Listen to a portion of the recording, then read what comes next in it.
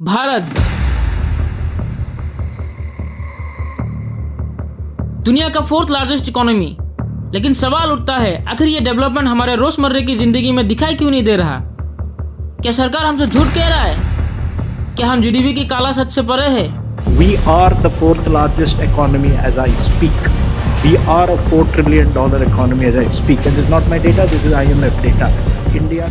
साल के शुरुआत में इस सरकार हमें खुश खबर देता है। इस साल जीडीपी की ग्रोथ रेट 7.4% से बढ़ने की उम्मीद लगाया है, जो कि पिछले सारे एस्टीमेट से आगे है। लेकिन वहाँ पे हमें दिखाई देता है free fall in stock market, Trump के टैरिफ की धमकी की वजह से।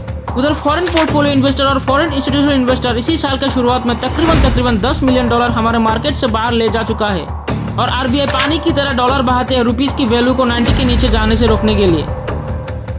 लेकिन इवेंचुअली डॉलर 90 को हिट फिर भी कर लेता है। गवर्नमेंट जीडीपी को इतना बड़ा चढ़ा के बोलने के बाद भी लोगों की जिंदगी में ये असर क्यों नहीं दिख रहा? न खर्चा कम हो रहा है, ना ही सेविंग्स। और तो और हालत ऐसा है, एम्प्लॉयड वर्कर को भी डर लगने लगा है कि कभी भी हालत बिगड़ सकता है। तो सवाल उठता है, क्या सरकार जीडीपी के बारे में झूठ बोल रहा है? इसका जवाब आप खुद अनुमान लगा सकते हैं। सरकार नहीं चाहता आप नॉमिनल जीडीपी और रियल जीडीपी में फ़र्क समझो। वो नहीं चाहता कि आप इन्फ्लेशन और डिफ्लेशन की मैथ लगाने बैठो।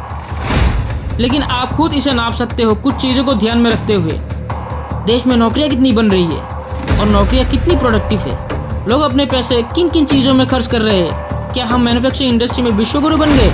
इन्हीं कुछ सवालों के जवाब अगर ढूंढने लगेंगे तो अपना पॉइंट ऑफ व्यू मिल जाएगा। अक्सर हमें दुनिया की फास्टेस्ट ग्रोइंग इकोनॉमी बताया जाता है, और अगर ये सच है तो फिर ऐसा क्या हुआ कि विदेशी इन्वेस्टर अपना पैसा वापस ले रहा है?